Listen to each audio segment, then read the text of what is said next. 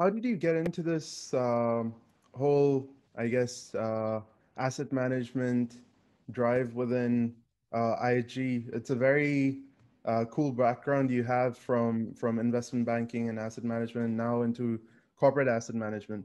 How did you get there? What was your, I guess, runway? Sure. I guess, one thing that led the way probably was growing up as an airline kid, right? So my dad used to work in Singapore Airlines, and it's all I've known since I was a kid.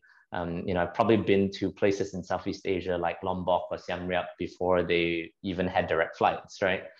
So I guess growing up in that environment, I think after I'd done banking for a while, especially focusing on infrastructure assets like power or roads or airports, one of the most fun projects I felt that I did were tourism assets. So at that time, we financed about $1 billion each in Resorts World Sentosa in Singapore, as well as Marina Bay Sands. And I found that to be really invigorating, kind of planning for the next stage of Singapore together with the developers, figuring out what Universal Studios is going to do, or what Marina Bay Sands as an expo center is going to do for the Bay, right?